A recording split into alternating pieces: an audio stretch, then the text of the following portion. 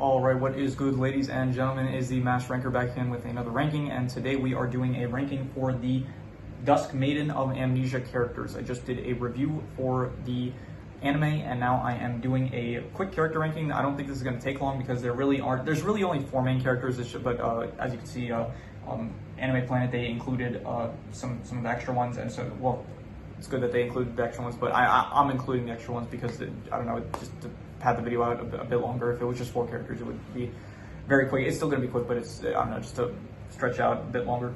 So yeah, we are doing a ranking for the characters, and so yeah, let's just pretty much get into it. There are no F tiers, so I don't think anyone in the... if they did include those, like, men that ended up sacrificing Yuko, then I would have definitely put them in F tier, because what the hell, why would they... sacrificing a child because of, like, superstition you had, like, what the hell? So yeah, anyway, this is Asa. I will give her C tier. She's not really in the show too much. She's just the girl that Yuko ends up sacrificing.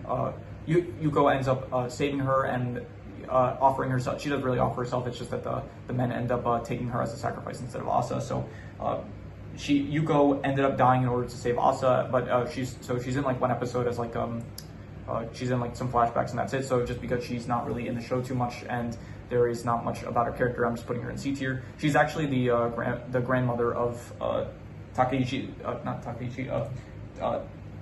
yeah. And I do actually really like it where it's like at the end of the show, Yuko, like, part of her acceptance and like she has no more regrets, because part of it was that she said like she saved Asa in order for Taichi to be born. Like if Asa ended up dying and Taichi also, he wouldn't have ended up he wouldn't have been born either. So I'm saying Taichi, it's Taichi, I think. So yeah, I like that. So her character was good in that sense, I guess, as well. So C tier only because not too much about her. These 2 girls I'm going to give D tier. I think I'm putting this one a bit higher because I don't know, she has red hair, which is slightly cooler. I'm putting her, yeah, so they're in D tier because I don't remember anything about them. I don't really remember their names at all. They are, let's see here, Monako and Hitomi. They are, I think, just the friends of what's her name? Okonogi. They're just her friends, I think, and they show up in like one episode for the cultural festival, I think, and they just don't really do too much other than that.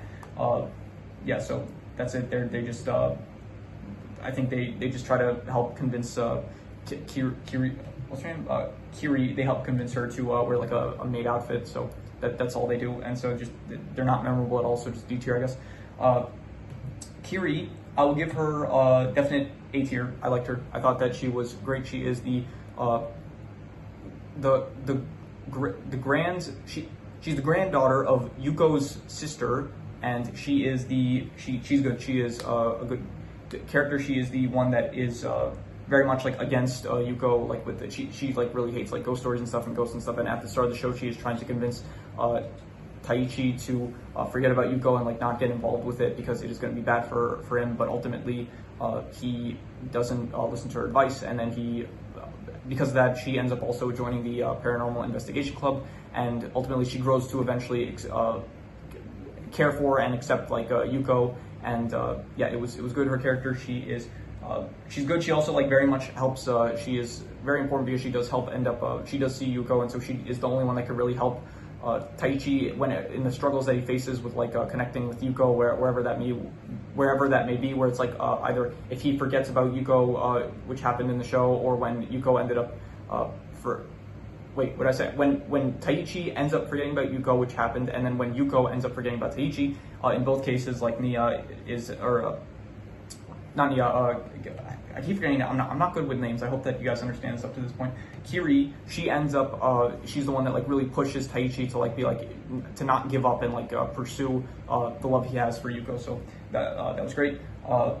Okonogi, I would give her probably A tier above Kiri. She is once again a great character. Her voice actor sounds really familiar, and I don't know who it is, but it is definitely someone I've heard before. And to be fair, probably all these voice actors I've probably heard in some other production before, because if you didn't know, voice actors they tend to repeat in many projects. So if you've heard one, you've probably heard them in something else before. So yeah, I don't know why I'm ranting about this, or not ranting, but I don't know why I'm speaking about this. Anyway, so she was good. I liked her. She is very much like into the world of the occult and like all the paranormal stuff, and so she is the one that is most not hyperactive, but she's the one that's like most into the stuff like that, the work that they do with the investigations and stuff. She is, I like the voice actress. She does a good job as like this character that's like very much into this stuff, and so she was very fun to watch. She was more fun to watch than Kiri, I say. So like all the scenes that she was in, it was very good, very interesting, and she's a good character. I liked her, and yeah, so high A tier, I'd say. Now we have Taichi. I'll put him in. I'm thinking either high A tier or S tier, and I'm gonna go with high A tier. And it's not S tier just because I do find it a bit. He's a great character and a great lead, and I do really like the relationship he has with Yuko and like how much he cares for her and stuff. And it's great, their whole relationship. I mentioned that in the review. And yeah, it's all good in that. And this is kind of weighing in my mind, so I'm just going to say this now because I don't know when I'm going to get another chance to say this. I did end up watching the OVA as well, and I do want to say that that is good. I forgot to mention that in the review, but I'm saying this now because I'm thinking about it in the back of my mind. It's distracting me from doing the rest of the video, so I'm just mentioning now that I did watch the OVA, and it was good. I liked it, and it was basically just a kind of a filler episode for the show, and it was still good. It was nice. I liked it. It was about like the competitions and stuff that Kiri had with Yuko, and then there was some other stuff about investigating some old what's it called, ghost stories that ended up with Yuko like trying to show her love for Taichi, I guess, and stuff like that. Yeah, so that was good. Unrelated, I don't even know why. I probably even shouldn't be saying it in this video because it should have been something that I put in the review, but I'm tired. I don't want to go do a lot of recording, so I'm just going to mention this here. And yeah, you don't care. If you're watching this video, you're interested in the show anyway, so you any thoughts I have about the show, you probably want to hear. So maybe you don't want to hear it, but I don't know. I'm putting it in anyway. So yeah, what was I even saying? Taichi.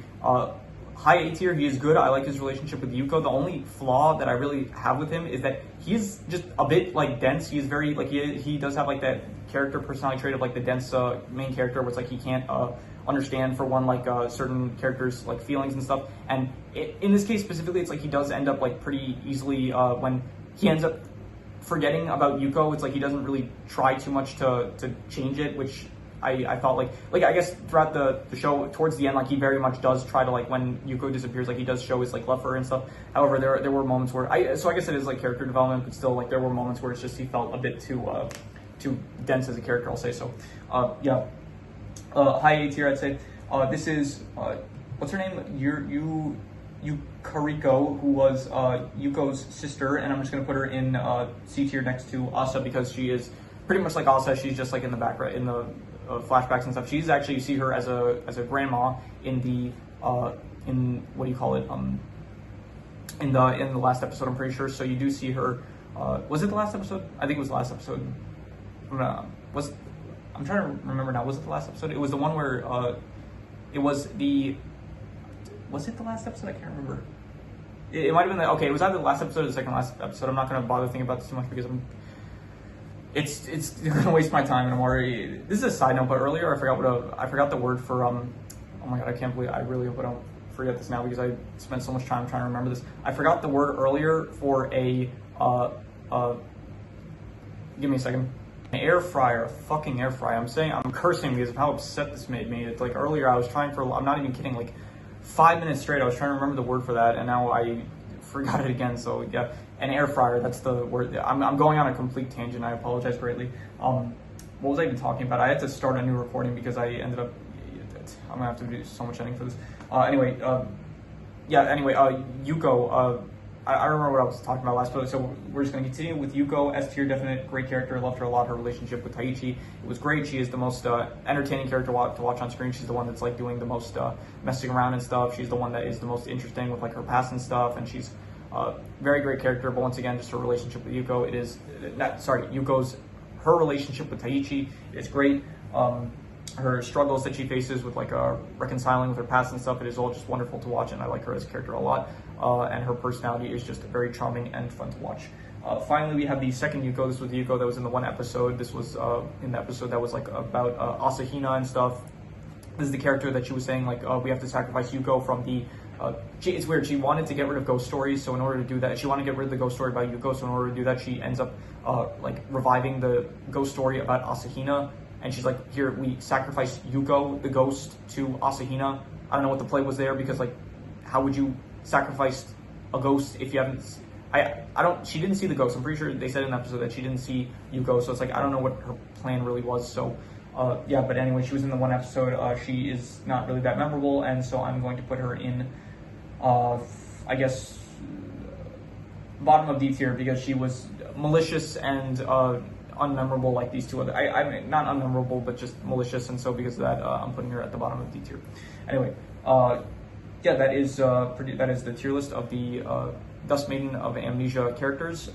If you have any recommendations, any shows, movies, video game stories, anime, anything that you want me to review or rank for rankings, it doesn't have to be specifically media related, it can be anything. Leave it in the comments and I will maybe possibly check it out. But with that said, I have a lot of editing to do now and I'm not looking forward to it, but yeah, that is pretty much all there is to it, so let's leave it at that.